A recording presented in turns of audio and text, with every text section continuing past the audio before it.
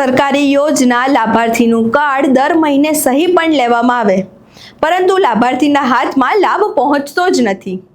ભાવનગરના નિર્માણનગરમાંથી મમતા કાર્ડના લાભાર્થીઓને લઈને ગંભીર સવાલો ઊભા થયા છે અને આક્ષેપો થયા છે કે છેલ્લા 1 વર્ષથી લાભાર્થીઓને યોજનાની વસ્તુઓ અને સહાય મળતી જ નથી. જ્યારે બીજી તરફ દર મહિને આંગણવાડીની મહિલા કર્મચારીઓ દ્વારા રજિસ્ટરમાં લાભાર્થીઓની સહી લેવામાં આવે છે. તો સવાલ એ છે કે જો સામગ્રી આપવામાં આવતી જ નથી તો સહી શા માટે લેવામાં આવે છે અને સરકાર દ્વારા ફાળવવામાં આવતી સામગ્રી આખરે જાય છે ક્યાં? આખી ઘટનાને લઈને વિગતે ચર્ચા કરીશું. નમસ્કાર, આપ જોઈ રહ્યા છો ચક્રવાત ન્યૂઝમાં. આપણી સાથે વંશિકા.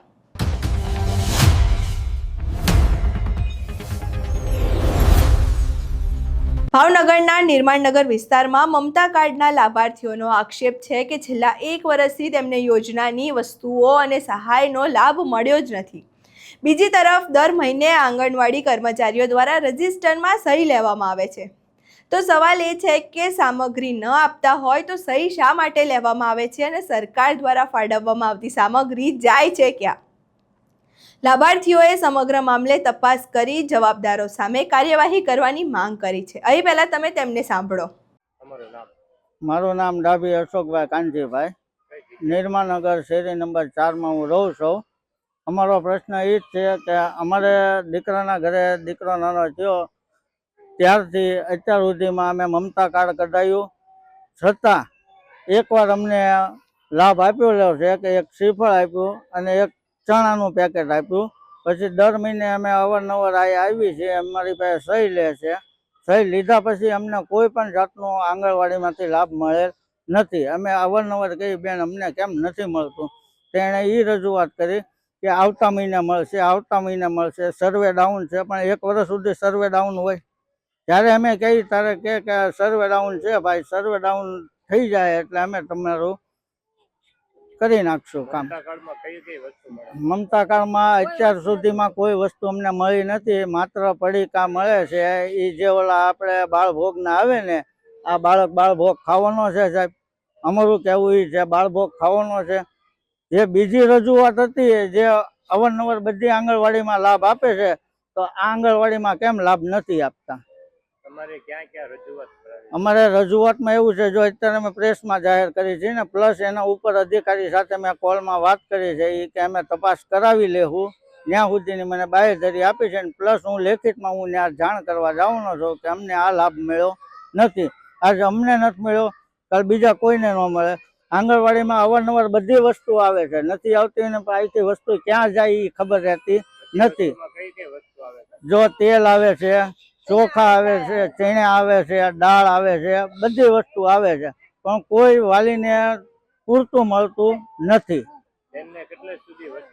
વસ્તુ 1 જ મહિનો અમને આપેલી છે. બાકી હા, 1 વાર ખાલી વસ્તુ આપેલી છે. બાકી આ 6 મહિનાનું બાળક થઈ ગયું, 9 મહિના બાળક ગર્ભમાં રહ્યું, ત્યાર સુધી અત્યાર સુધીમાં 1 વાર અમને લાભ મળ્યો નથી.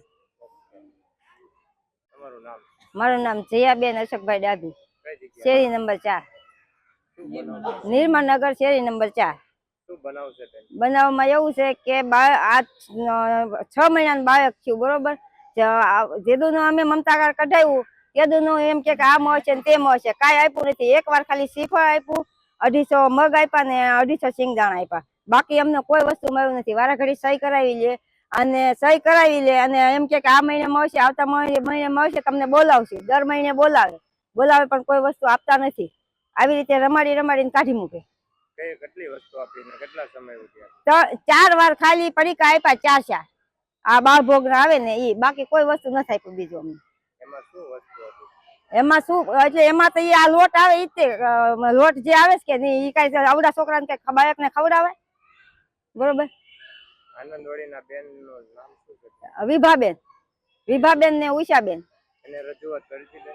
એને તો અમે કેટલી વાર કીધું છે, પણ ઈ એમ કે આવતા મહિને તમને આ બોલાવશે ને તમે લઈ જાયજો, આવતા મહિને તમને બોલાવશે ને તમે લઈ જાયજો, ઈ જ કે છે, બરોબર. તમારું ઈ કે નામ ઉપર નથી આવ્યું તો આટલા મહિનાનું 9 મહિના પેટમાં બાળક કર્યું, બરોબર, તારે નું આવ્યું અને આ 6 મહિનાનું બાળક થયું, તો પછી તો આવું જોવે ને. આજ અમારી હારી છું, કાલ બીજા ગરીબ માણસ હોય એને તો બધું કરવું પડે ને. અમને હાલો અમે એમ કે અમારું ન મળે તો અમને કાંઈ નહીં, ભલે અમે ગરીબ રહ્યા પણ અમને ન મળતા ને કાલે અમારથી વિશેષ ગરીબ હોય એ માણસને હું સમજવાનું, બરોબર? લોકો આવે એ બધું ઘર ભેગું કરી દે, બરોબર?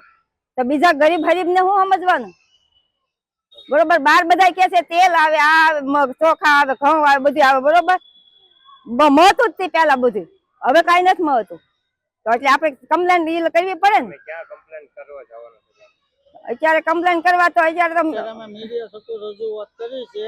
હવે ઉપર અધિકારીને અમે કોલ કરીને વાત કરી છે કે અમે આ અમારી આ કમ્પ્લેન છે, તો એ કે અમે તમારી કમ્પ્લેન સાંભળી છે, તમે અહીંયા આવજો. એટલે અમે એને અધિકારીને ઉપર મળવા જવાના છીએ. અહીં તમે તેમને સાંભળ્યા. તેમના આક્ષેપો છે કે તેમને છેલ્લા 1 વર્ષથી કોઈ પણ લાભ મળ્યો નથી અને તેમની સહી લેવામાં આવી રહી છે.